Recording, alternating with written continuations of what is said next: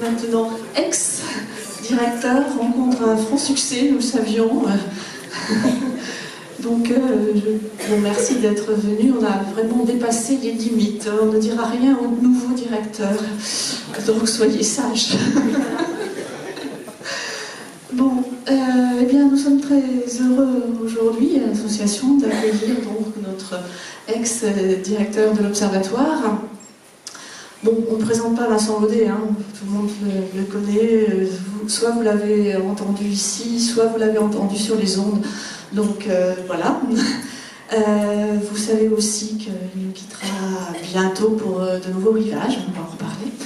Donc on ne le présente pas, je suppose que ton parcours, tu en diras peut-être quelques mots, ce qui t'a amené à t'intéresser à la Méditerranée, qui va être le sujet de l'exposé d'aujourd'hui. Et peut-être aussi quelques mots sur tes perspectives, tes objectifs, lorsque tu vas gagner ces nouveaux rivages de l'archipel du Japon. Et bon, avant de te laisser la parole, en fait, je voudrais, au nom de l'association, te remercier pour l'ensemble de l'action que tu as eue vis-à-vis du public. Et tu vois, je pense qu'elle a été très appréciée pour à la fois diffuser et puis faire connaître la science, non seulement celle qui se fait au laboratoire, mais aussi la biologie et l'océanographie marine. Voilà. Donc je crois que des portes se sont ouvertes, me semble-t-il, alors que je les avais fermées. Bon. Donc, merci à toi. Et bien sûr, cette action pour faire connaître la science, c'est l'objet de l'association qui supporte un peu cette médiation scientifique. Et bien, j'espère que nous allons être à la hauteur de ton action et du défi qui est cette diffusion et cette diffusion des connaissances, cette connaissance de la science, des sciences marines. Je te laisse la parole. Merci.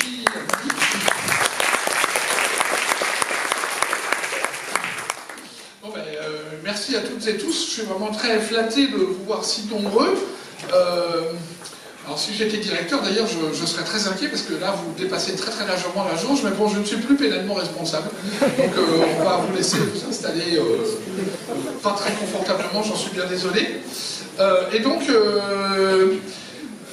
effectivement, donc je suis un scientifique, je pars au Japon pour faire de la science et rien que de la science.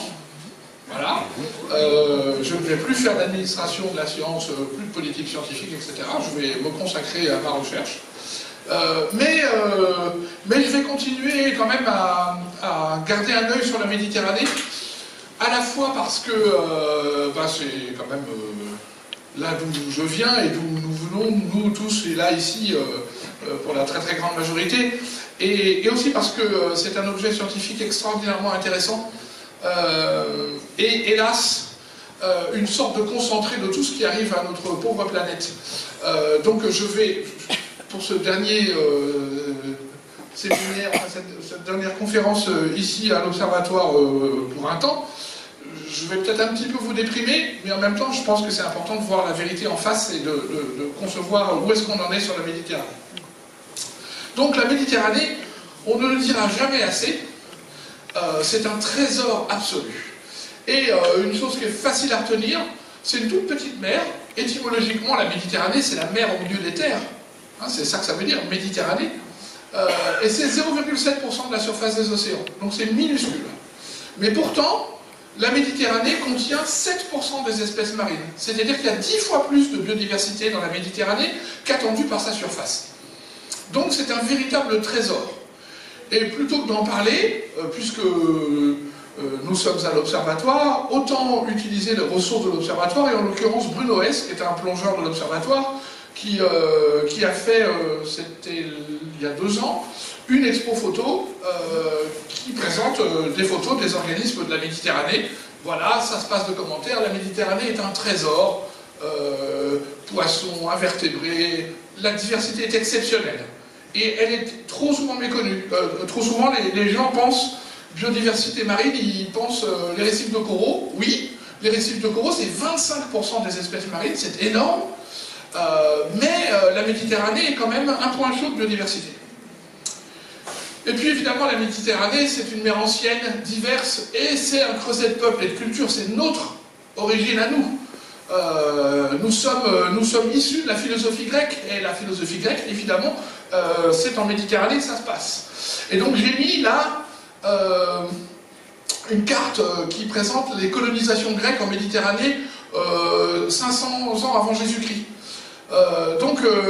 C'est les Méditerranéens qui ont inventé la mondialisation avant tout le monde. À peu près 1000 ans avant notre ère, la Méditerranée était une sorte de gigantesque melting pot, et on a des preuves archéologiques que des bateaux sont partis d'Égypte pour aller jusqu'en Grèce et même en Italie. Voilà, les Méditerranéens ont de tout temps partagé, ouvert leur espace. Donc tous les gens qui vous prêchent la haine en disant que non, ceux d'en face, d'en bas, d'à côté sont différents et ne sont pas nous, ils ont complètement tort. Tous les Méditerranéens sont nos cousins. Nous sommes tous cousins. Voilà, on est la même culture depuis très longtemps. Depuis presque toujours. Et alors moi, par mes chroniques à France Bleu Roussillon, je m'intéresse, c'est-à-dire que France Bleu Roussillon, pour vous dire l'histoire, quand c'est la première fois qu'ils m'ont contacté, ils m'ont dit on cherche quelqu'un pour parler de la Méditerranée, et vous faites ce que vous voulez, vous avez carte blanche. Ça c'était vraiment confortable, donc j'ai évidemment beaucoup parlé de biologie, de poissons, c'est mon domaine, mais ils m'ont dit culture, histoire, allez-y. Et du coup, avec gourmandise, je me suis re-intéressé à la Méditerranée. Et il y a un été, on a discuté ensemble, et je leur ai proposé de retracer le voyage d'Ulysse en Méditerranée, et puis comme ça en profiter pour faire une exploration à la fois culturelle, scientifique, historique et biologique de la Méditerranée. Et donc, je me suis dit, qu'est-ce que dirait Ulysse s'il revenait aujourd'hui, 3000 ans après, en Méditerranée. Donc Ulysse, il fait son voyage à peu près 1200. Ulysse, c'est la civilisation mycénienne, c'est à peu près 1200 ans avant Jésus-Christ. Donc il y a à peu près 3000 ans. Et son voyage, pour autant qu'on le sache, et c'est très très très discutable et discuté, il y a des tonnes de livres avec chacun se bataillant pour retracer l'histoire de Ulysse en Méditerranée. Il y a même un auteur, je crois, hollandais, qui propose que Ulysse n'a pas du tout fait l'Odyssée en Méditerranée, mais en mer Celtique, et qu'il a découvert le Groenland, etc. Donc il y a toutes les hypothèses les plus farfelues qu'on puisse imaginer. Le consensus, c'est à peu près un voyage comme ça, donc il est absolument partout en Méditerranée, 1200 ans avant notre ère. Donc, là encore, échange, diversité, contact. Et c'est une épopée qui est notre épopée à nous tous, c'est notre fondement littéraire, l'Odyssée, évidemment. Donc, que dirait Ulysse en revenant en Méditerranée aujourd'hui? C'est un peu la question que je vais poser aujourd'hui. Alors d'abord, je vais expédier ça rapidement, mais quand même, c'est très très important. Il serait juste époustouflé des progrès. Parce que oui, c'est un progrès de pouvoir voyager librement et d'aller s'installer au Japon. Oui, la voiture est un progrès, bon, pas tellement celui-là que je vais montrer, mais enfin quand même. Oui, on est capable de... On peut manger et on peut rentrer dans le détail, mais allez, grosso modo, l'humanité a surtout dans les 50-100 dernières années, a énormément progressé sur la question de la faim dans le monde. La faim dans le monde s'écroule littéralement. Je me souviens, quand j'étais gamin, on parle beaucoup moins de grandes famines comme on en parlait il y a 50 ans. Donc effectivement, on nourrit beaucoup mieux l'humanité. On se soigne beaucoup mieux et on vit beaucoup plus vieux. À peu près partout dans le monde. On est capable de communiquer en temps réel avec quelqu'un qui est en Patagonie ou au Groenland ou ce qu'on veut. On a été sur la Lune et on produit plein de biens extraordinaires. Donc il y a des choses formidables. Mais évidemment, il y a des choses qui le sont moins. Et si Ulysse allait en Méditerranée, la première chose qu'il dirait, c'est qu'il y a une population absolument incroyable. Voilà, c'est la population de l'humanité jusqu'en l'an 2000. On est plutôt à 7 milliards maintenant, je pense. Hein, à peu près 3000 ans avant notre ère, on est ici, bon, sur la planète entière. Allez, il y a 200 millions de personnes. Voilà, donc on a une progression absolument gigantesque de la population, exponentielle, qui va en s'accélérant sans arrêt, qui est extraordinaire. Et évidemment, la Méditerranée n'échappe pas à cette croissance. La Méditerranée, c'est 22 pays riverains, et en 2016, je n'ai pas trouvé de statistiques plus récentes, mais on n'a pas diminué, c'est sûr. Il y avait 502 millions de personnes, donc 7% de la population mondiale. Tiens, 10 fois plus qu'attendu par la surface, là encore. Hein. Enfin, Voilà, et on a fait plus 20% entre 1970 et 2018.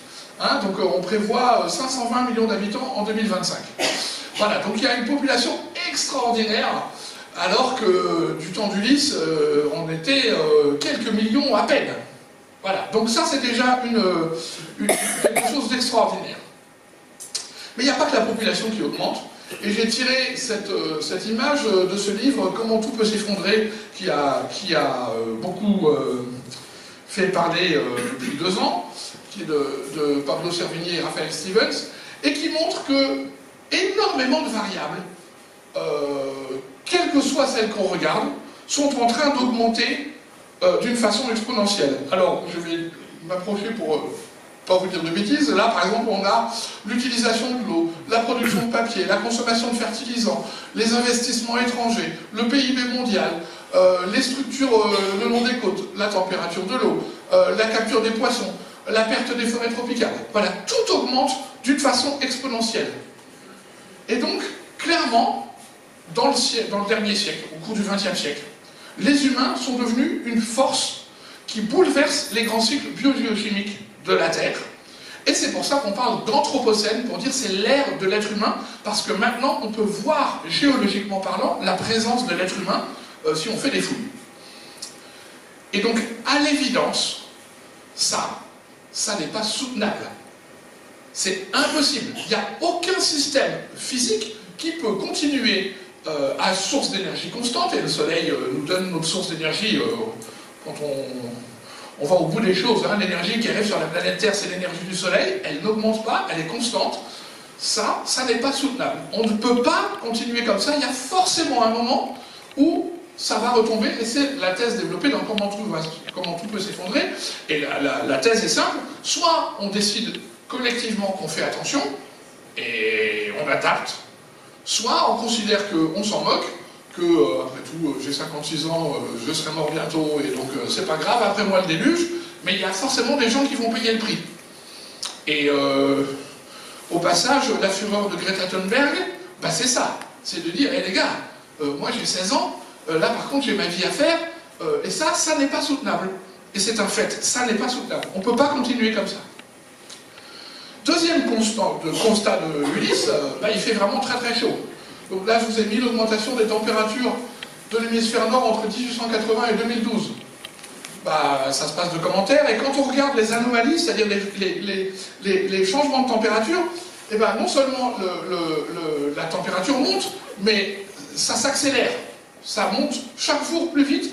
Et d'ailleurs, j'ai oublié de vérifier cette information, mais il me semble bien avoir entendu à la radio, peut-être que vous avez entendu aussi, que le mois de janvier, là, a été le mois le plus chaud de l'hémisphère nord de l'histoire. Voilà, on a encore battu un record.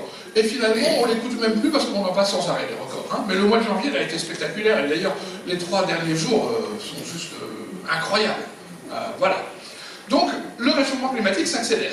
Et vous savez, et là, je sais que ces temps-ci, Donald Trump est triomphant, mais enfin là, tout de même, on sait tous, ou alors on est de très mauvaise foi, ou alors on a un agenda politico-économique à faire passer, mais on sait tous que le réchauffement climatique, il est dû en grande partie à l'accumulation de gaz carbonique dans l'atmosphère, gaz carbonique que nous libérons en brûlant du pétrole, du charbon et autres combustibles fossiles. Donc, petite ouverture sur l'observatoire, évidemment, quand on dit que les températures augmentent, etc., quand on voit les courbes comme ça, c'est qu'il y a des gens qui mesurent la température. Et bien, c'est ce qui se passe au laboratoire. Nous mesurons des températures, alors nous dans l'eau, parce qu'on est des biologistes, enfin des océanographes et des biologistes marins, donc ici à Banyuls, on a des bouées instrumentées, Sola, Pola et Mola. Sola, vous la connaissez bien, parce qu'elle se voit quand on traverse la Baillerie, là elle est en photo ici, elle est dans la baie de Banyuls. Pola est sur le plateau continental et Mola est sur 700 mètres de fond, donc au début du canyon de la Casse-du-Thiers. Et ces bouées mesurent plein de choses de façon automatique, et bientôt là on vient d'obtenir du financement, on est en train de développer un programme où on va faire arriver une connexion électrique et une connexion internet filaire sur Sola, qu'on va véritablement transformer en station marine, mais complètement dans l'eau. Donc on pourra mettre plein d'appareils, de technologies, etc., parce qu'on n'aura plus de limitation électrique. Là ce ne sera plus les panneaux solaires, ce sera juste un câble électrique. Et donc avec ça, on mesure température, salinité, chimie, sel nutritif, et on mesure la quantité de chlorophylle dans l'eau. Alors la quantité de chlorophylle, vous savez, la chlorophylle c'est le pigment qui sert à la photosynthèse, c'est ce qu'il y a dans les plantes, c'est ce qui fait que les plantes fixent le gaz carbonique et produisent de l'oxygène. Et cette chlorophylle, on peut la mesurer dans l'eau parce qu'il y a des microalgues.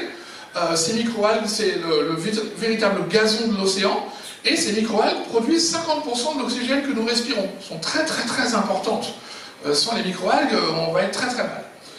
Et tous les ans, environ à cette période-là, ça va commencer, on a ce qu'on appelle un bloom, une efflorescence algale, c'est-à-dire la lumière augmente, la température commence à augmenter, et les microalgues se mettent en route et se mettent à proliférer, c'est le printemps. On voit ça tous les ans. Là, on a un petit pic, vous voyez, tous les ans, depuis 1997 jusqu'à 2015, tous les ans, on a un pic. Et donc ça, c'est mesuré sur le point solaire. Quand on regarde plus en détail le type de pic, on voit deux types de pics. On voit des pics comme ça, où on a un pic unique et qui doit être à peu près en mars.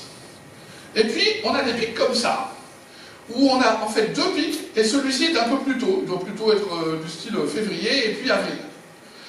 Ces pics-là sont normalement rares et se passent les années chaudes une fois tous les 10 ans. Et là, si je mets sur la courbe, si je caractérise chaque pic pour savoir comment il est, et ben voilà. Bon, alors ensuite, si Donald Trump dit qu'il n'y a pas quelque chose qui se passe, alors évidemment, donc il se passe quelque chose, on a de plus en plus d'efflorescences algales qui ressemblent à des efflorescences algales d'années chaudes, donc on voit très très bien que l'océan réagit à l'augmentation des températures, même si l'augmentation des températures dans l'eau, elle est très faible, parce qu'il y a un pouvoir tampon gigantesque vu le volume en litres de l'océan, il est là. Évidemment, c'est très très compliqué derrière, et il y a des équipes de recherche, et c'est une des spécialités de la maison, qui regardent quelles espèces de microalgues sont dans chaque pic, quelles sont les causes derrière ces changements, parce que bien sûr, ça peut être le climat, mais ça peut être les apports externes, les rivières. Quand il y a une grosse tempête comme très récemment, les crues amènent beaucoup de matière organique et de sels minéraux dans l'eau, ça favorise la croissance des algues, la pollution, les virus marins, bref, il faut comprendre ça, et ça c'est le but des chercheurs du laboratoire. Et il ne faut pas simplement comprendre, on peut aussi exploiter cette connaissance pour créer de la richesse, et c'est bien de créer de la richesse, notamment ça donne du travail à nos enfants. Et donc par exemple au laboratoire il y a Microbia Environnement qui est une petite start-up de biotechnologie qui est hébergée dans l'incubateur, dans le bâtiment où il y a l'aquarium, et qui en fait détecte les algues, les microalgues dans l'eau, essentiellement pour détecter les microalgues toxiques pour les eaux de baignade, pour les conchiliculteurs et les ostréiculteurs, etc. Donc à partir de cette connaissance on peut bien sûr faire de l'activité économique, et c'est pour le bien de tout le monde. Particulièrement ici à Banyuls où les jobs ne sont pas super nombreux. Alors, il y a beaucoup de conséquences du réchauffement climatique, et je ne veux pas vous faire tout le topo sur le réchauffement climatique, mais il y en a une qui est évidente, qui est importante, et dont je suis à chaque fois stupéfait qu'elle ne cause pas plus de remous, qui est la montée des eaux. Si aujourd'hui on arrête de balancer du carbone dans l'atmosphère, et on n'arrête pas, du tout. Si aujourd'hui on arrête, il va quand même y avoir au moins 1 mètre ou 2 de montée des eaux à la fin du siècle. Ça, c'est trop tard, on peut plus changer ça. Le système est tellement lourd à transformer que il y a clairement il va y avoir une montée des eaux. Pour l'instant, elle a été d'une dizaine de centimètres jusqu'aux années 2000. Elle est, vous voyez, 2 mm par an au XXe siècle, 3 mm par an depuis 90, 4 mm par an depuis 2005. C'est-à-dire que cet effet va en augmentant. On est en plein dans une accélération. Et donc le GIEC, le groupe d'experts sur le climat, estime que la hausse devrait aller à un petit peu moins d'1 mètre. Mais ça paraît pas beaucoup, mais c'est suffisant pour que Amsterdam, Londres, Sydney, New York, Shanghai, Osaka, Tokyo, mais aussi Bordeaux, Calais, Dunkerque, Marseille, Argelès et Bagnols-sur-Mer aient de gros problèmes. Alors ne croyez pas, et c'est comme sur l'augmentation des températures, je vais commencer par ça. L'augmentation des températures, tout le monde croit que c'est une augmentation globale de la température de 1 degré, et on se dit oh c'est pas beaucoup. Non, ce qu'on voit sur l'augmentation des températures, et d'ailleurs vous le savez, c'est des vagues de chaleur extrêmement fortes, courtes dans le temps, mais très très intenses, qui peuvent avoir des effets extrêmement forts. Et on a eu ça en France, il y a eu ça dans la Grande Barrière de Corée en Australie il y a peu de temps, ça a des effets extrêmement importants. La montée des eaux, c'est la même chose. La question n'est pas tellement la montée de 80 cm, parce qu'on pourrait s'adapter. La question, évidemment, c'est ça. C'est que le jour où il y a une tempête, le jour où il y a une submersion marine, 80 cm de plus d'eau, ça fait toute la différence. Et je reste stupéfait que l'immobilier au Raku ne baisse pas. Moi, j'adore l'île de Sein, en Bretagne. Je ne sais pas si vous connaissez l'île de Sein, au large de la Pointe du Raz. Et franchement, j'aurais adoré m'acheter une maison à l'île de Sein. Mais je ne vais jamais faire ça. Parce que dans 20 ans, l'île de Sein, c'est sous l'eau. En 1940, le jour d'une grande tempête, toute la population s'est retrouvée sur le toit de l'église, parce que tout le reste était dans l'eau. Donc ça va arriver, forcément. Donc je suis assez stupéfait qu'on continue à construire sur la côte, et on continue à acheter des petites cabanes au Raku. Alors j'ai appris récemment que la première ligne de cabanes, ils n'ont pas le droit de les vendre, en fait, ce qui m'a un peu rassuré quand même. Donc très clairement, nos autorités considèrent que le Raku fait partie des choses qui sont perdues dans 20-30 ans, je ne sais pas quelle durée, le Raku sera détruit. Ce ne sera pas possible, ça ne tiendra pas. Voilà, alors j'ai mis là, il y a plein de sites sur internet où vous pouvez faire ça, vous pouvez vous amuser, vous faites monter des eaux et vous avez des simulateurs. Bon, alors actuellement c'est ça, 1 mètre ça paraît pas spectaculaire, mais là il y a beaucoup de bleus qui normalement ne devraient pas être là. Hein. Et 3 mètres, là ça fait vraiment très très mal. Hein. Voilà, donc les étangs, en particulier les étangs qui sont des lieux extraordinairement subtils du point de vue de la gestion de l'eau, eh ben, vont se retrouver dans une situation compliquée. Bon, voilà, donc réchauffement climatique, gros problème. Ensuite, Ulysse arrive au bord de la côte et trouve que ça pue, franchement. Grave. Alors, je ne vais pas vous faire tout un topo sur la pollution non plus, parce que bon, le problème de mon topo, là, c'est que je vais forcément, comment dirais-je, survoler chacun des points. Mais c'est ça le message de mon topo, je peux vous le dire tout de suite.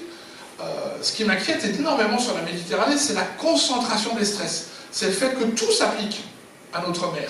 Et qu'il y a un moment, il faut quand même qu'on se pose des questions. Donc la pollution, c'est bien sûr du gaz carbonique, j'en ai parlé, mais c'est aussi tous les produits chimiques que nous utilisons et qui se retrouvent dans l'environnement.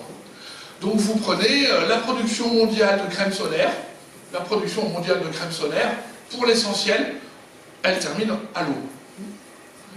La production mondiale de dentifrice, la même chose. J'avais trouvé une statistique que je n'ai pas pu vérifier récemment là. Je crois que la ville de Houston, aux États-Unis, a calculé qu'il renvoyait plusieurs grammes de résidus de pilules contraceptives par jour dans les eaux usées. Et oui, les femmes prennent la pilule contraceptive, bon, les hommes prennent du Viagra, hein, c'est pareil, hein, je ne veux pas faire de sexisme, et ça termine où? Aux toilettes. Voilà, donc l'ensemble de ça, plus les nombreux produits chimiques que nous utilisons, eh bien, finissent dans l'atmosphère, sont souvent dans l'environnement, sont souvent très solides, et ont des effets qu'on appelle perturbateurs endocriniens, c'est-à-dire ils perturbent nos systèmes hormonaux. C'est un des sujets de mon équipe, c'est une des questions qui nous intéresse énormément dans le labo, c'est comment ces perturbateurs endocriniens perturbent le cycle de vie des organismes. Et les perturbateurs endocriniens, excuse-moi Marie, j'ai pas pu résister, je sais pas où elle est. Bon, elle revient, j'espère qu'elle va pas rater, ça va dire qu'elle pourrait. Les perturbateurs endocriniens s'accumulent le long de la chaîne alimentaire. Donc ils sont dissous dans l'eau. Eh bien, il y en a très peu dans le phytoplancton. Dans le zooplancton qui mange le phytoplancton, un peu plus. Dans les éperlans qui mangent le zooplancton, encore un peu plus. Dans la truite qui va manger les éperlans, encore plus. Et puis, dans les prédateurs, énormément.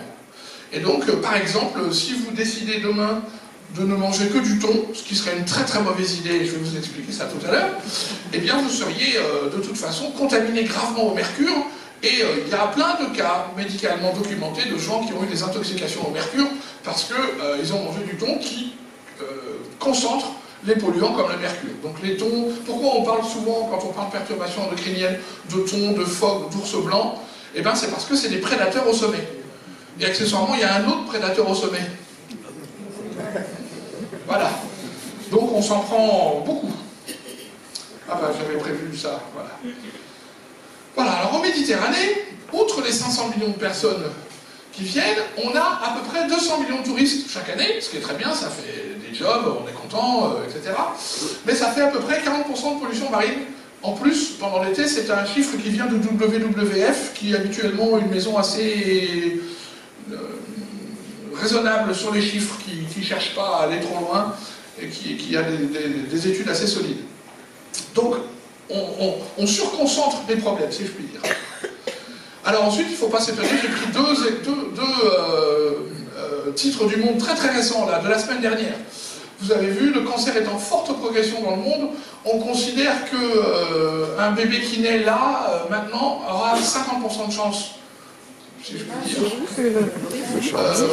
50% de risque, pardon, d'avoir un cancer au cours de sa vie. C'est très très important.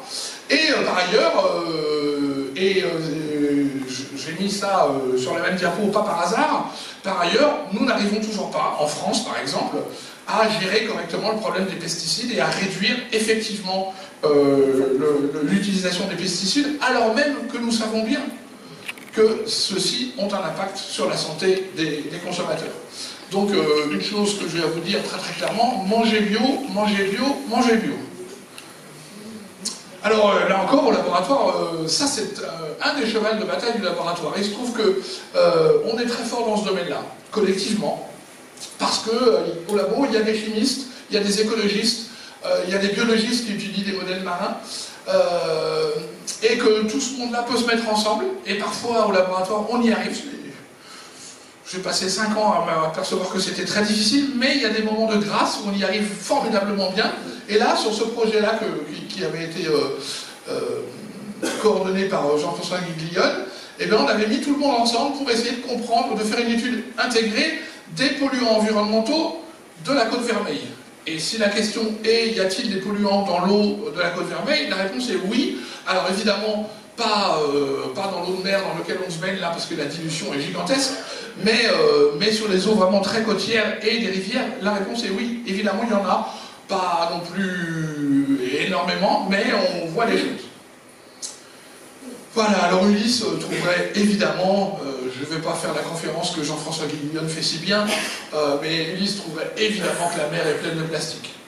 Le plastique dans l'océan est probablement la crise environnementale la plus grave auquel l'humanité fait face avec le réchauffement climatique. Et j'ajouterais la perte de la biodiversité, qui est une conséquence, mais qui est extrêmement importante. Le réchauffement climatique et maintenant les plastiques, je pense que l'humanité se rend compte du problème. Un point très très positif, c'est vraiment que là, dans le temps de mon mandat, les gens se sont rendus compte, les journalistes et maintenant le grand public, de l'impact extraordinaire des plastiques sur notre environnement. Alors c'est pas encore, on n'a pas encore la solution, mais la prise de conscience était nécessaire et pour l'essentiel en France, et je dirais même dans les pays occidentaux, et même plus largement que ça, elle est en train d'être faite. Donc la production de plastique, elle ne cesse de croître. Là c'est 1964, 2014, 2034. Pour vous rendre compte, vous donner un ordre de grandeur, parce qu'on vous assomme de chiffres, mais c'est difficile de se rendre compte. En gros, retenez que chaque année, l'humanité produit son poids en plastique. Vous prenez le poids de 7 milliards d'êtres humains, vous les mettez tous ensemble, là, une grosse balance, vous pesez, en gros, ça fait à peu près un peu moins de 600 millions de tonnes. J'ai calculé. Pour vous mouiller, hein. Ça donne une idée de notre... comment dire, de notre dépendance au plastique. C'est juste incroyable. Et donc, et ce qui est particulièrement hallucinant, c'est que c'est 1 seconde pour produire un sac en plastique, 20 minutes pour l'utiliser en moyenne, et plus de 450 ans de pollution. Voilà. Notre problème, c'est ça. C'est qu'on ne sait pas être circulaire. Que la nature, dès qu'on regarde dans tous les détails, elle l'est, et complètement, mais nous, on ne sait absolument pas faire ça. Et donc, alors on a tendance à dire c'est les autres, ben non, hein, c'est nous, moi y compris. Hein. Il n'y a pas très longtemps que j'utilise des bouteilles en verre, il y a encore peu de temps, j'étais encore aux bouteilles en plastique. Hein. En gros, 10% des déchets plastiques non connectés finissent en mer, alors on ne dira jamais assez, ici, il faut faire très très très attention au couvercle des poubelles, parce qu'on habite dans un pays vanté. Et donc Jean-François vous l'a dit, le plastique c'est en gros c'est un sac poubelle un camion poubelle par minute qui arrive dans l'océan. Hein, c'est pour essayer de vous donner quelque chose de concret. Alors, vous allez me dire, ouais, à l'échelle de la planète, ben oui, une machine à laver, de mémoire, je crois que c'est 50 000 fibres de microplastique par machine. On en fait, hein, des machines. Voilà, et ça finit forcément dans l'océan. Donc, l'accumulation des plastiques dans l'océan est telle que bientôt il y aura plus de plastique que de poissons dans l'océan. C'est la prévision pour 2050. Hein, on est à peu près actuellement, enfin on va être bientôt à 1 tonne de plastique pour 3 tonnes de poissons, mais si on continue dans l'état où on est, il y aura bientôt plus de poissons que de plastique, puisque la quantité de poissons baisse et la quantité de plastique, elle, augmente extrêmement fort. Et il y a des plastiques absolument partout, et là il y a une très très belle histoire, c'est l'histoire des petits canards jaunes. Donc l'histoire des petits canards jaunes, c'est un porte-container qui part de Hong Kong et qui voulait aller en Californie, et qui perd un conteneur en janvier 92, ici, au milieu du Pacifique. Et dans le conteneur, il y avait des canards bleus, des canards jaunes, des tortues bleues, des grenouilles vertes, et je ne sais plus ce que c'est, rouge. Et on connaissait la proportion des 4. Et il y a un monsieur, Curtis Ebesmeyer, un océanographe, qui s'est dit, alors comment il s'est dit ça, j'admire beaucoup les gens qui ont des bonnes idées comme ça, il s'est dit, ah mais avec ça, je vais pouvoir suivre les courants océaniques.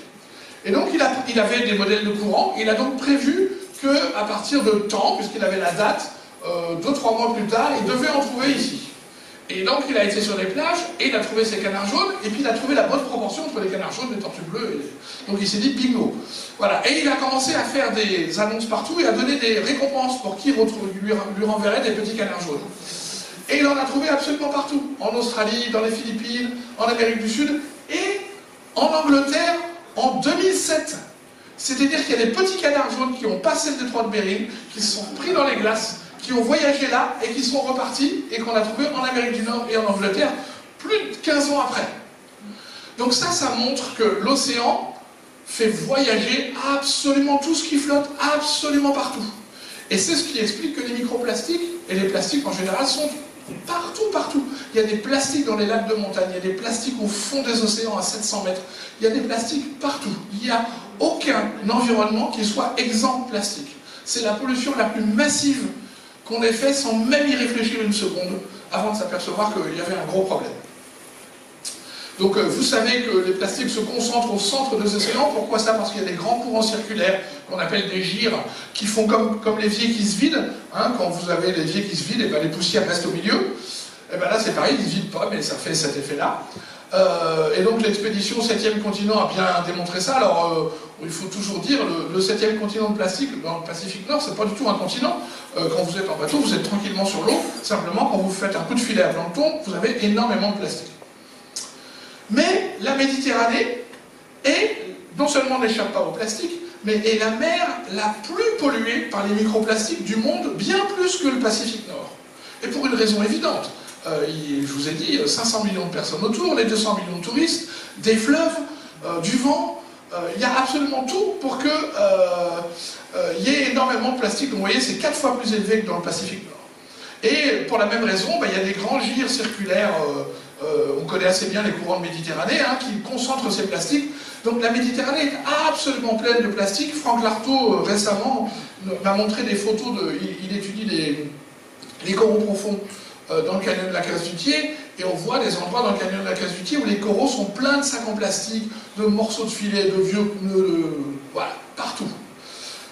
Voilà, et donc, vous savez que l'expédition, vous vous souvenez que Tara Océan est venu, là, au moment de la fête des vendanges, pour étudier les fleuves européens. Donc, ils ont regardé ce qui se passait au niveau des fleuves européens, et comment les plastiques arrivaient en mer, et la conclusion de l'étude, c'est que d'une part, eh bien oui, les fleuves européens envoie énormément de plastique dans l'océan, c'est la source essentielle. Il y a, comment il s'appelle, Philippe Kérévé, c'est Philippe qui s'appelle, oui, Philippe Kérévé à l'UPVD qui fait un travail magnifique sur le TET pour suivre l'arrivée des plastiques ici, localement, et c'est un très très beau travail. J'ai vraiment énormément de respect pour le travail qu'il fait, c'est splendide, et ça montre bien que les fleuves amènent du plastique, et contrairement à ce qu'on pensait, on pensait que les fleuves amenaient des gros plastiques, et puis que ceux-ci se dégradaient ensuite en mer, mais pas du tout. Les fleuves amènent énormément de microplastiques, donc des toutes petites billes, parfois à peine visibles à l'œil nu, qui sont déjà dans cet état-là quand elles arrivent dans les fleuves. Et donc, qu'est-ce que ça fait les plastiques sur les organismes marins? Eh bien d'abord, ça fait, quand c'est des macroplastiques, ça fait des obstructions des voies aériennes des animaux, les tortues, et il y a de très très belles études qui ont montré que les tortues, en posant des accéléromètres et des caméras sur des tortues, ils ont vu qu'elles faisaient exactement la même chose quand elles chassaient les méduses ou quand elles chassaient un sac en plastique. En fait, une tortue qui attaque une méduse, elle fait un tout petit mouvement sur la gauche ou sur la droite avant d'attaquer la méduse. Et une tortue qui attaque un sac en plastique fait exactement la même chose. Donc vraiment, elles confondent. C'est bien démontré. Elles confondent, et puis on trouve partout des tortues qu'on les voit, qu'on l'estomac absolument plein de plastique, elles ne peuvent pas le digérer, ça reste là, ça bouche leur estomac, elles ne peuvent plus manger, et elles meurent. On a trouvé combien 60 kilos, je crois, de plastique dans un cachalot récemment, enfin c'est spectaculaire, ça donne la nausée. Autre problème lié au macroplastique, les filets fantômes, hein, les filets qui s'arrachent. Un hors-bord passe, arrache le filet d'un pêcheur, mais le filet va continuer à pêcher. Le filet a toujours ses bouées, il va dériver et il va continuer à pêcher des poissons qui vont mourir là pour personne, pour rien. Voilà. Et le filet ne se dégrade pas, ils sont faits pour ça. Et donc, alors on essaie de développer maintenant des filets qui se dégradent, mais les filets fantômes sont un vrai gros problème. Ensuite, le pire, sans doute, ce sont les microplastiques.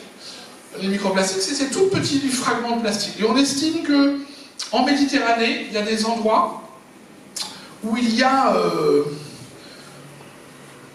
une particule de plancton pour une particule de plastique. C'est-à-dire qu'un poisson qui va manger du plancton a une chance sur deux de se tromper. Donc on a vraiment des plastiques absolument partout qui s'accumulent dans la chaîne alimentaire, et on a plein de données. Vous voyez, ça c'est un petit copépote du plancton, je ne sais pas si Claude Razoul c'est là, il vous dirait ce que c'est. Et avec des morceaux de plastique dedans, fluorescents, là, qu'on peut repérer. Donc ces plastiques sont partout dans la chaîne alimentaire. Et pour l'instant, on ne sait pas très bien ce qu'ils font. Les données que j'ai vues dans la littérature sont compliquées. Certains disent que, par exemple, les huîtres sont moins capables de se reproduire quand elles sont contaminées au plastique, parce qu'elles mangent moins bien et qu'elles sont en moins bonne santé. D'autres récemment ont montré sur le poisson clown, je crois d'ailleurs, qu'il n'y avait pas d'effet. Ils ne voyaient pas d'effet, etc. Le truc, pour l'instant, c'est qu'on n'a pas de consensus, on ne sait pas très bien. Le point, c'est qu'on a fait une gigantesque expérience sans contrôle. Et que si jamais ça fait quelque chose, et notamment si jamais ça fait quelque chose sur l'étage bas de la chaîne alimentaire, phytoplancton, zooplancton, là on rigole plus du tout, hein, parce qu'on en a besoin. On ne peut pas vivre si le zooplancton et le phytoplancton ne marchent pas. Hein, c'est juste impossible pour l'espèce humaine de survivre dans ces conditions-là. C'est 50% de l'oxygène qu'on respire, le phytoplancton. Hein. Donc il ne faut pas rigoler sur la base de la chaîne alimentaire des océans. Et moi, ça suffit pour me navrer de savoir qu'on ne sait simplement pas ce que ça fait alors qu'on en a balancé des quantités invraisemblables. Donc là encore, le laboratoire s'est positionné quand même beaucoup. C'est, je dois dire, une des plus belles aventures dans le laboratoire, vraiment.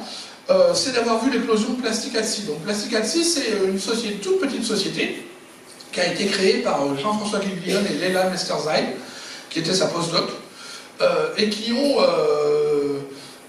se sont aperçus, ça c'est vraiment le travail de Jean-François, qui est un microbiologiste, il s'intéresse aux bactéries qui sont dans l'océan, et il s'est aperçu que les bactéries faisaient des trous dans les particules de plastique. Et il s'est dit donc que ces particules de plastique sont dégradées par les bactéries. Ça veut dire que peut-être, je peux imaginer, concevoir des molécules de plastique qui vont être plus facilement mangées par les bactéries. Et le plastique, c'est du carbone, de l'hydrogène, de l'oxygène. Si on dégrade le plastique complètement, c'est très bien. Voilà, c'est plus gênant du tout. Donc, l'idée de Plastic at Sea, c'est de mettre en place des tests qui permettent à l'industrie plastique de développer des plastiques biodégradables dans l'océan. On raconte beaucoup de bêtises sur la biodégradabilité des plastiques, parce qu'il y a plein de gens qui essayent de vendre des plastiques en disant il est biodégradable. Attention, la plupart des plastiques, pour l'instant, qu'on vous vend comme étant biodégradables, sont biodégradables dans des composts industriels à 80 degrés. Même votre compost chez vous, les 80 degrés ne vont pas les atteindre très souvent. Et évidemment, fort heureusement, l'océan, lui, il ne fait pas les 80 degrés, heureusement. Donc la plupart des plastiques biodégradables ne le sont pas dans l'océan. Et l'idée de Plastic at Sea, c'est d'aider les industriels du plastique à mettre en place des plastiques qui se dégradent. Et les industriels du plastique, qui ne sont pas idiots, et qui, alors on a tendance à dire, oh les industriels, mais les industriels font des produits que nous achetons. Hein, donc c'est d'abord nous qui vont faire notre examen de conscience là. Mais les industriels se disent, bah, si j'arrive à mettre en place un plastique qui se dégrade dans l'océan, je vais avoir un bel avantage concurrentiel par rapport à mes concurrents et je vais comme ça réussir à vendre mieux mes plastiques. Voilà, donc Plastic at Sea s'est développé et c'est vraiment une très belle histoire et je suis convaincu qu'ils ont un très très bel avenir devant eux. Bon alors, Ulysse, attendez si vous permettez.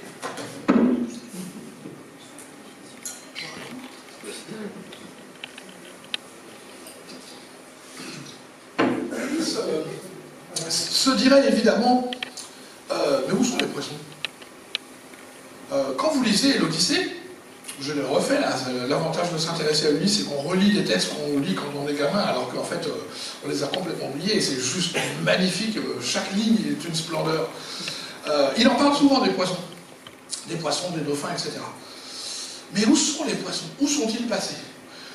En résumé, on peut dire que la biomasse des poissons de grande pêche, quand je dis les poissons de grande pêche, c'est la morue, le thon, l'anchois, c'est tous ces grands poissons dont on parle tout le temps. Elle est en général actuellement à 10% du niveau qu'elle était au début de la pêche industrielle. Le début de la pêche industrielle, c'est en gros 1860. Ça dépend des endroits, des poissons, etc. Mais en gros, c'est ça.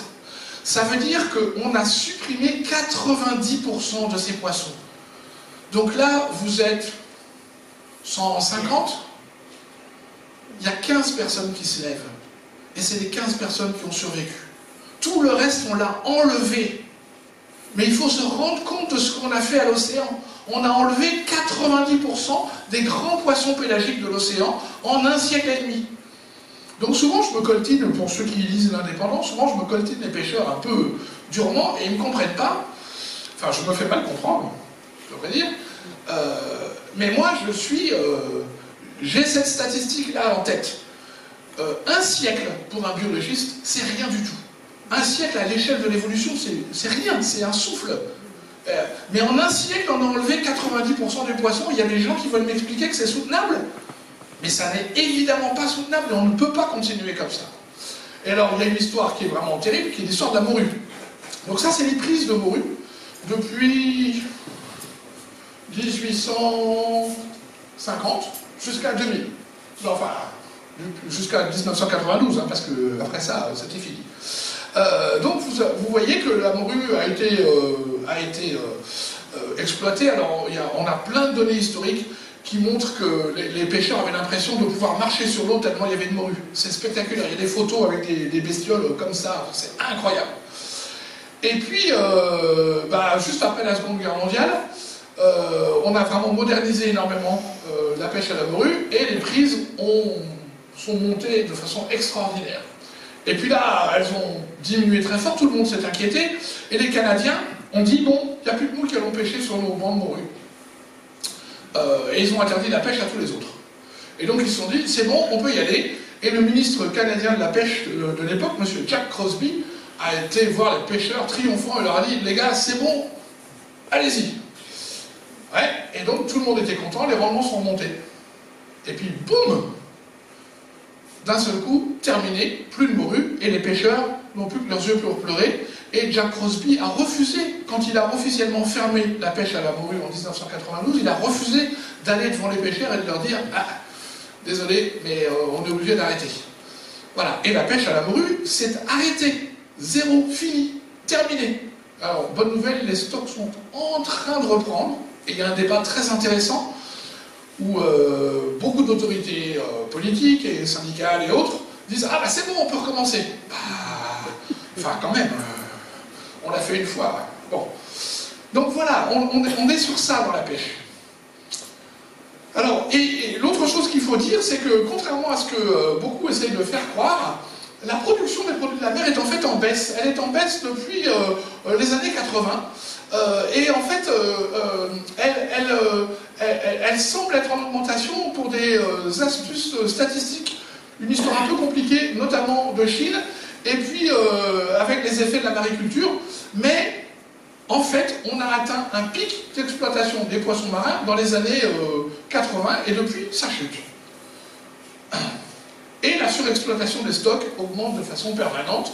Vous voyez ici, en 2015, voilà, on était à 18,6% de stocks surexploités en 1990, on est à plus de 33% ici, et les stocks sous-exploités diminuent comme peau de chagrin. Donc on est vraiment dans une situation très compliquée. Et un des effets qui se voit sur la pêche de façon très très claire, c'est qu'on pêche des poissons situés de plus en plus bas dans la chaîne alimentaire. C'est-à-dire qu'on a enlevé les grands poissons prédateurs, les thons, les espadons, les morues, etc.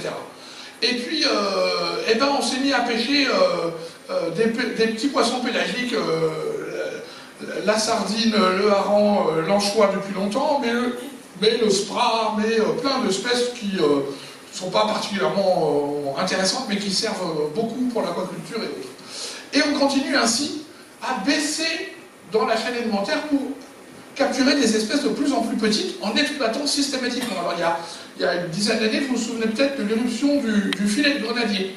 Alors ça c'est le top de la pêche cueillette, puisque le grenadier c'est en fait un complexe d'espèces très profond, qui vit dans les abysses, mais on est capable maintenant de faire des filets à 1000 mètres ou 2000 mètres de fond. Et c'est des animaux qui grandissent, les eaux sont très froides, grandissent très très lentement, et qu'on pêche à l'âge qui ont chaque poisson pêché à 30-40 ans. Alors ils sont en très grande quantité, donc on trouve un endroit où il y a des grenadiers, grand bout de chalut, on prend tout, et puis voilà, on s'en va, et puis c'est fini. Et puis on va pêcher ailleurs, et ainsi de suite. Et maintenant on trouve beaucoup moins de filets de grenadiers, pour des raisons évidentes. Les effets du chalutage, alors j'ai retrouvé, je suis désolé, j'ai trouvé des chiffres en Nouvelle-Angleterre, dans le golfe du Mexique, qui montrent voilà, des chiffres absolument fascinants, qui montrent que 60% des zones du golfe du Mexique sont chalutées plus de 2 fois par an. Plus d'une fois par an, pardon. Vous voyez, il y a un film qui existe sur Internet où ils ont filmé un chalut en train de chaluter. C'est comme un agriculteur qui retourne son champ. Donc il ne faut pas espérer qu'il y ait des animaux marins qui survivent à un coup de chalut. Et en moyenne, dans le golfe du Mexique, mais aussi dans le golfe du Lion, j'ai entendu une collègue qui faisait une présentation là-dessus, puis je n'ai pas pu noter les chiffres, et du coup, je ne veux pas vous dire de bêtises. Mais en gros, c'est la même chose, une très forte proportion du golfe du Lion est chaluté plus d'une fois par an, en moyenne. C'est-à-dire qu'il y a des endroits qui sont chalutés 2, 3, 4 fois, mais en moyenne, c'est à peu près 50% qui doit être chaluté au moins une fois.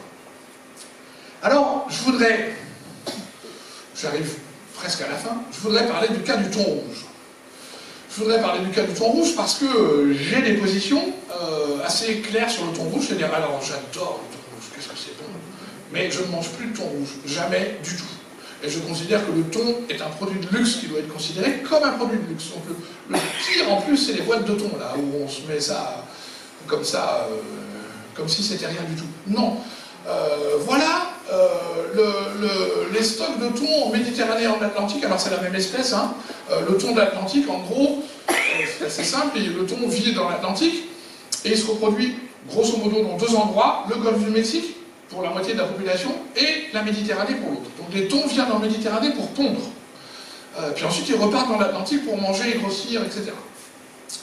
Et donc on voit la capture de thon en Méditerranée, donc on est arrivé à un sommet dans les années 2000, et puis vers 2007, là, il y a eu une chute très très forte, et beaucoup d'inquiétudes sur le thon, et l'établissement de quotas extrêmement précis, forts, etc.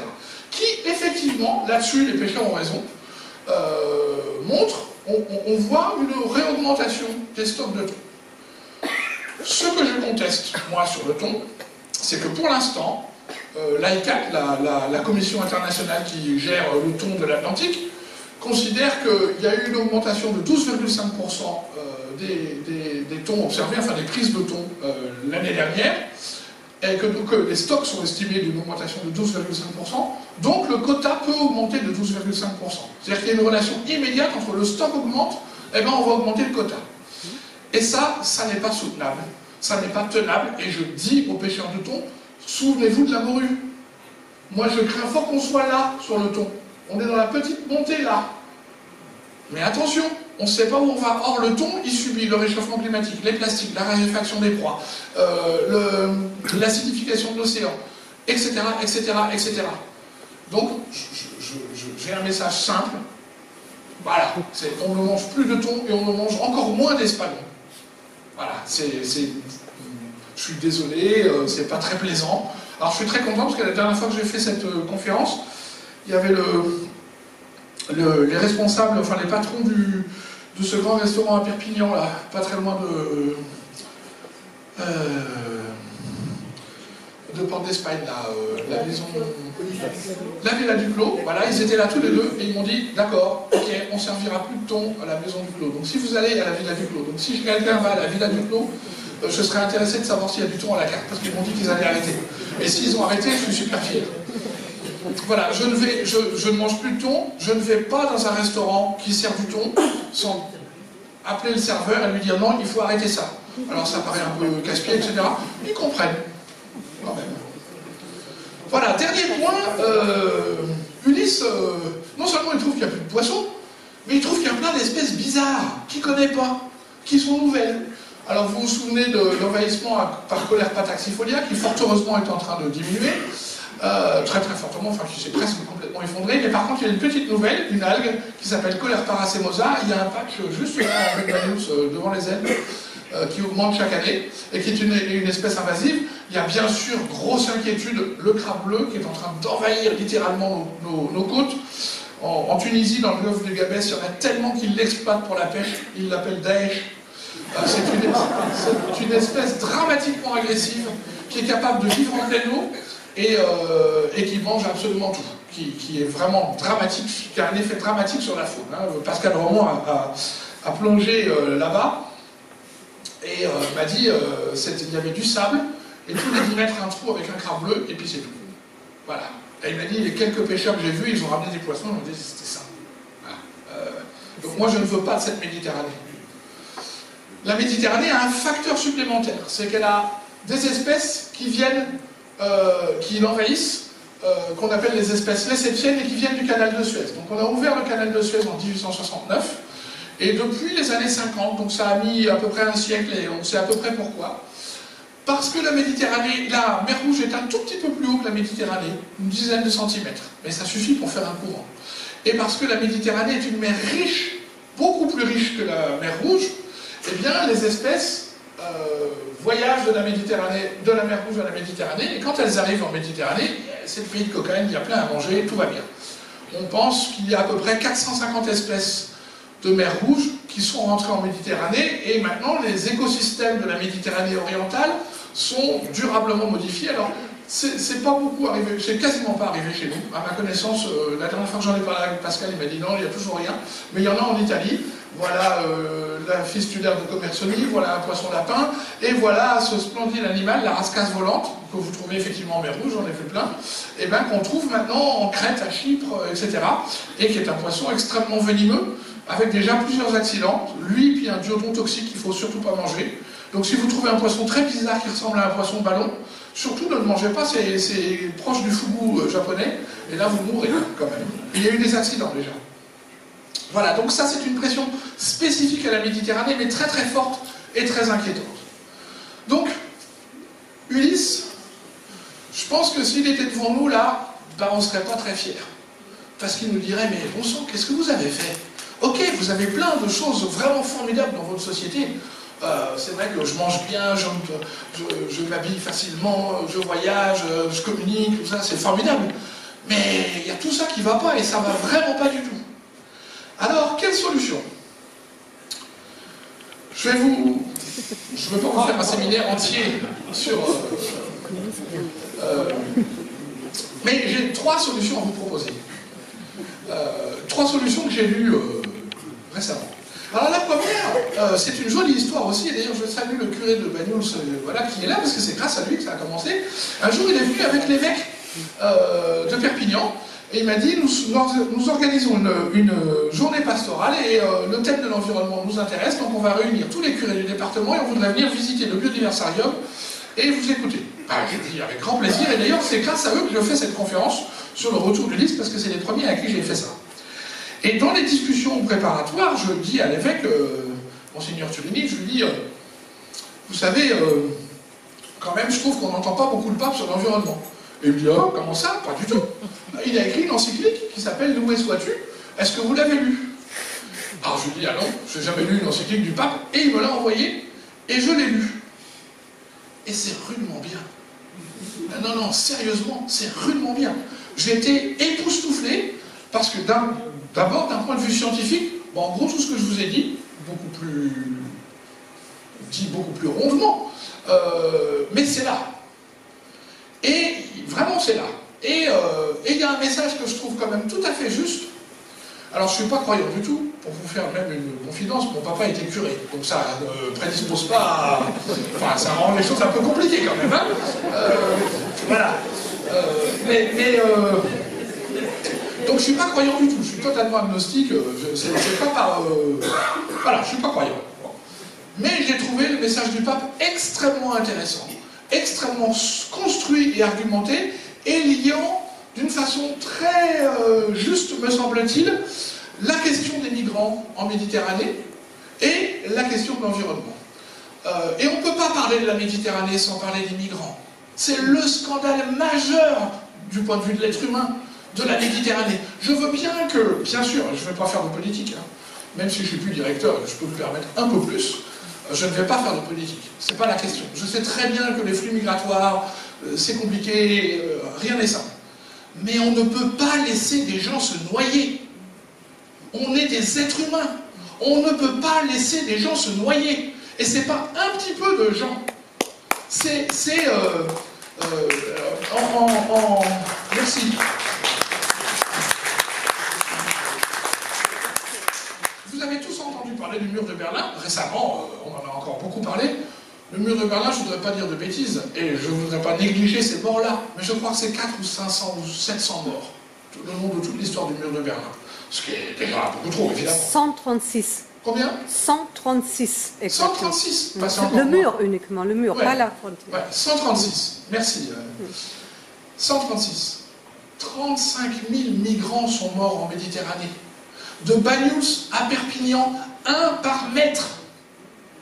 Ça n'est pas admissible. Enfin, je redis, on ne peut pas laisser des gens se noyer. Ensuite, on règle les problèmes politiques, c'est compliqué, etc. Mais les bateaux SOS Méditerranée, ils ne rentrent pas dans le problème politique. Ils ne veulent pas laisser les gens se noyer. Moi, j'ai été marqué au fer rouge par le premier festival qu'on a fait de film documentaire, de FIDOM, par ce film « Les migrants ne savent pas nager » et par ce que disait le capitaine de l'Aquarius. Et le capitaine de l'Aquarius, il disait « J'ai été au Cambodge, j'étais capitaine, j'étais second d'un navire, et on voyait des boat people passer, et l'armateur nous disait « On s'en fout, vous vous arrêtez pas ». Et il a dit « Moi, j'ai décidé dans ma vie que je revivrai jamais ça, parce que je suis marin, et un marin, ça laisse pas les gens se noyer. » Voilà. Et je trouve que le pape, dans son livre, donc achetez-le, disponible sur Amazon ou sur là où vous voulez, le pape, dans son livre, lit d'une façon intéressante. Ouais, je sais, je ne devrais pas parler d'Amazon. C'est noté, je fais attention. Le pape, dans son livre, en gros, dit notre façon de gérer l'environnement et notre façon de gérer la question des migrants, c'est un mélange de frilosité et d'appât du gain. Et j'ai bien peur qu'il ait raison. Et il dit, fort justement, il faut mettre l'humain au centre. Bon, alors ensuite, il fait des discussions plus religieuses qui, moi, m'intéressent moins, mais lisez ce texte, c'est vraiment très bien. Ensuite, Pablo Servigné, l'auteur de Comment tout peut s'effondrer, a écrit un autre livre, Une autre fin du monde est possible, qui essaie, en gros, dans Comment tout peut s'effondrer, ils prédisent que la civilisation occidentale, telle que nous la connaissons, va s'écrouler vers 2030. Pas dans très longtemps, hein. Il y a des choses très convaincantes dans le livre. Je trouve ces derniers mois, années, qu'ils se partent dans une dérive que je trouve un peu ayatollah, voire parfois un peu sectaire, qui me déplaît un petit peu. Et disons, moi, j'ai pas de goût particulier pour prendre ma douche avec l'eau de vaisselle. Et donc, ce qu'ils proposent comme alternative, qui se comprend, qui est parfaitement admissible, hein, qui a sa logique, je ne veux pas non plus être trop négatif, c'est de dire, on va faire du local. les gens vont être résilients et compréhensifs les uns avec les autres dans leur petite communauté. On va se restreindre, on va vivre dans des petites communautés où on peut vivre très heureux et développer des choses. Et on va arrêter d'être complètement global. Et disons que moi, c'est pas un avenir dont j'ai tellement envie pour ma fille. J'ai une fille de 20 ans.